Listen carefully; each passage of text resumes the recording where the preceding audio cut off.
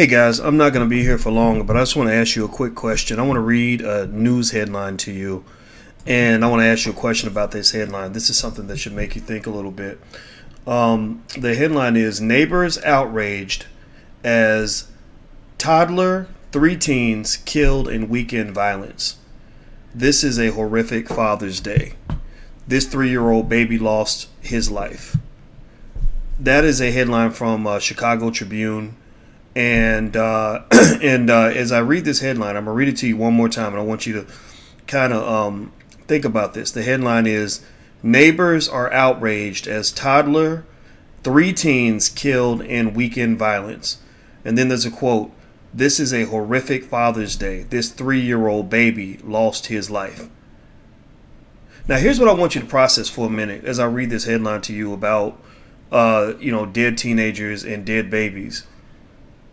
How many of you automatically knew that most, if not all, of those people who died were black?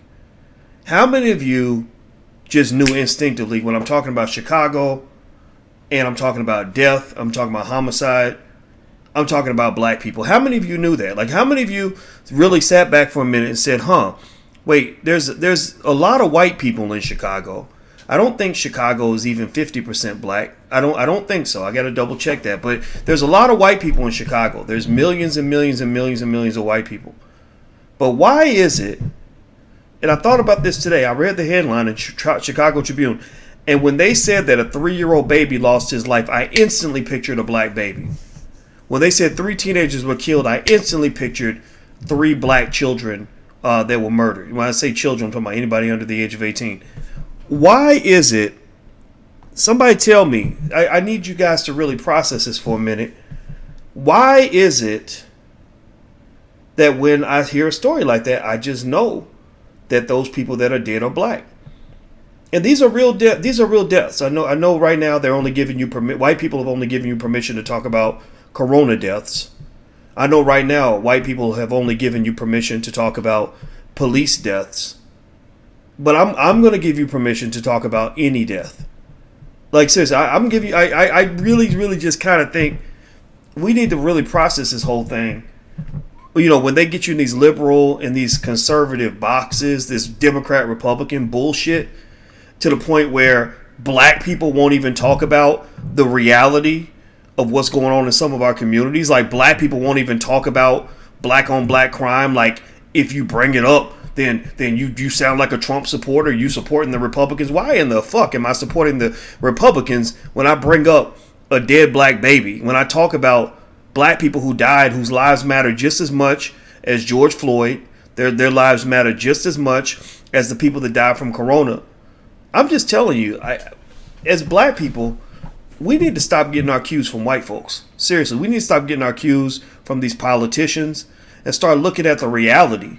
Because I'm going to tell you like this, I guarantee you that if I went to any of y'all and just said, here's a headline, 50 people shot in Chicago, 12 people murdered this weekend, 12 of them died, or 11 of them died, something like that, and 50 people were shot.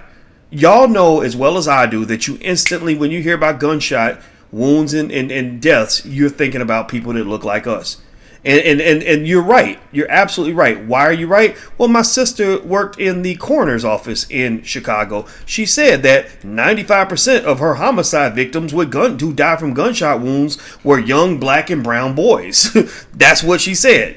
She said, yeah, you could tell because they have the tattoos on their face, tattoos on their arms. You could tell that they was into some stuff or whatever. Right. So I think that what you've really got to kind of take a second and really process is that you're really doing yourself a huge disservice when you let white people tell you what things you're allowed to mention. Like, I've literally heard black people say, well, no, don't mention black on black crime because white on white crime is out there. White on white. Okay, cool. If that's the case, if white on white crime in Chicago is as bad as black on black crime, I want you to find me a weekend in the last year or last decade where 50 white people were shot and 11 of them died in the same weekend in Chicago. Maybe it's happened. I'm not saying it hasn't happened.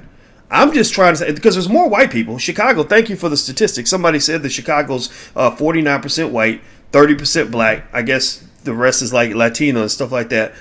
And this is not putting white people on a pedestal. It's not saying white people are better than you. It's saying that you have some issues in your community that you got to deal with. And maybe it starts with the politicians. We got a black mayor. I really pray to God that one day she learns how to protect black people the way she can protect white people. Because I don't hear about too many 3-year-old white babies being shot in Chicago, especially on the north side. But I hear every weekend, I bet you every weekend there is a black baby under the age of, say, 10 shot somewhere in Chicago on the west side or the south side. And so I just really want you guys to kind of reconsider this whole thing when they tell you, out of your allegiance to these political parties, they tell you, well, don't mention black on black crime because white on white crime is just as bad. Black on black crime, almost like it don't exist. No, man, you got a problem. And the reason that you can own it and talk about it without giving up your political leverage is that a lot of these problems were caused by other people. Black people don't make those guns. I bet you not one single gun manufacturer is in any hood in Chicago that I know of. I don't know any Smith & Wesson type gun manufacturer in the south side of Chicago or the west side of Chicago. Not one black person that I know anywhere in Chicago is growing coca leaves and exporting cocaine out of their backyard. Not one. That's coming from south of the border where they letting illegal immigrants come through and they run it through Chicago because it's a hub to the rest of the country. So I just really think as people, I think that we look crazy when we will yell and scream and cry and moan over the death of one person, like say a George Floyd, who deserves our respect. But then we will totally not even notice 30, 40 people dying in all these major cities, like right there in our neighborhood. Like, that's weird to me.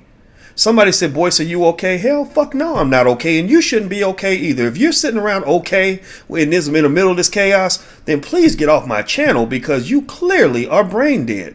They have clearly drugged you. You have clearly smoked the entire crack pipe of American media. No, I'm not okay with this. That's why I'm talking right now, because I could be working. I was working on something. I'm taking a break right now because we got to snap out of this. And I'm not talking to everybody. Some of y'all ain't going to get it. That's fine. But I'm talking to the people that are feeling like, wait, something ain't right. This ain't making no sense. This ain't adding up. I'm just telling you that it is okay. I'm giving you permission, my permission to speak on it all. I think that if you really want to talk about, just focus on that phrase, Black Lives Matter. If Black Lives matter, then Black lives need to matter every day of the week. Black lives don't just matter on Monday or on Thursday. They should matter Monday through Sunday. If Black lives matter, they should matter not just in one city where all the media attention is. Black lives should matter all across the world, all across the United States, all across Africa, all across Europe. If Black lives matter when somebody's being shot by the cops, Black lives should matter when somebody gets shot in the hood.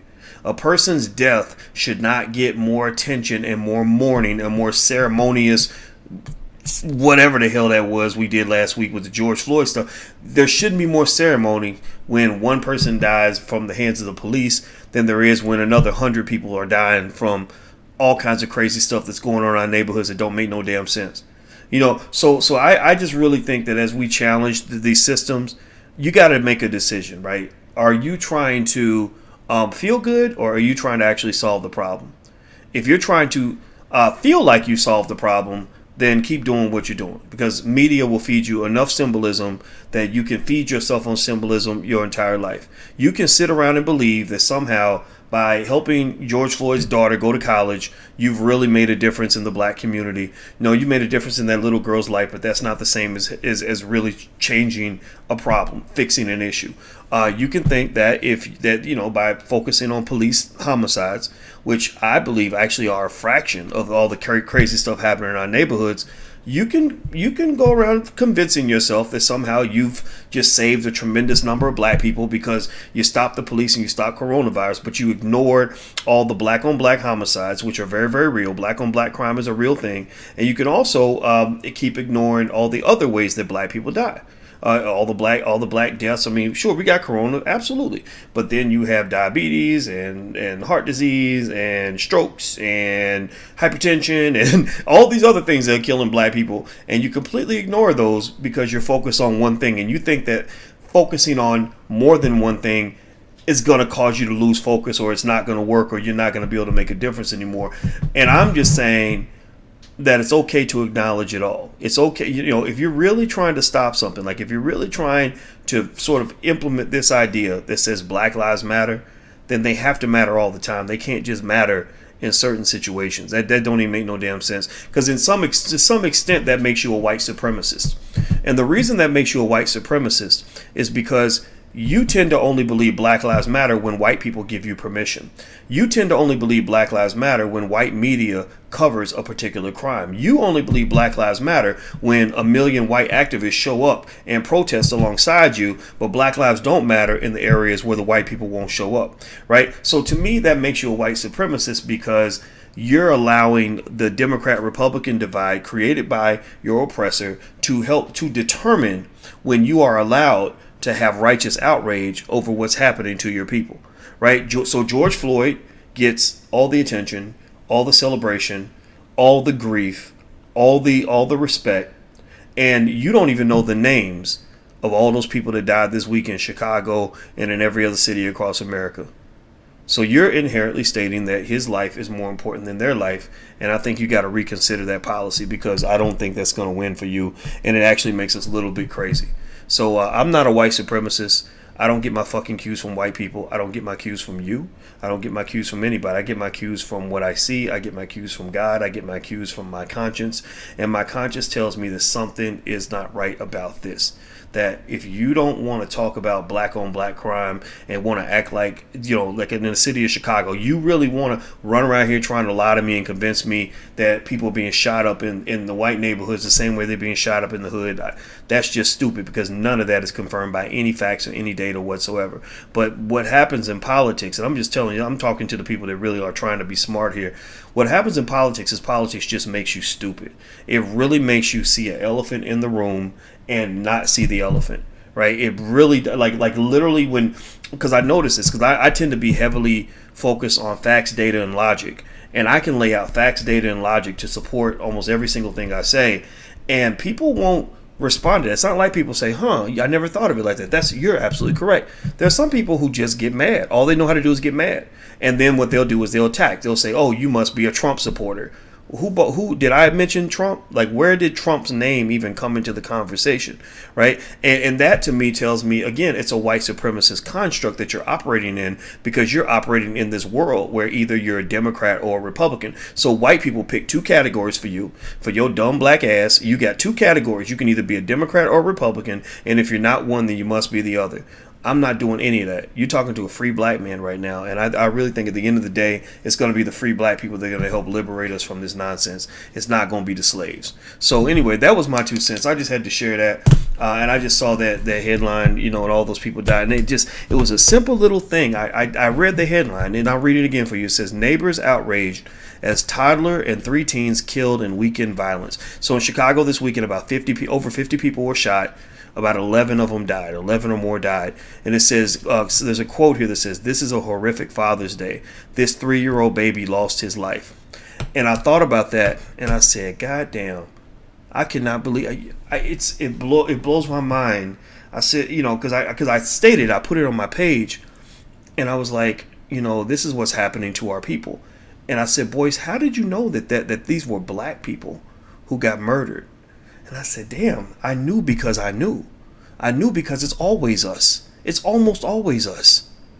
And I'm like, okay, so is the media lying? Like, were there 60 white people who got shot in Chicago and I didn't know about it? They're not reporting on it? I mean, we know white people do things, right? They commit white-collar crimes. They commit robbery. They use drugs. They do all kinds of things, right? So we know white people do bad things. But I was just like, why is it so instantaneous that when I see a headline like that in Chicago Tribune, I know that the victims are black? And you do too. You know what Chirac is. Somebody wrote Chirac. You know what it is.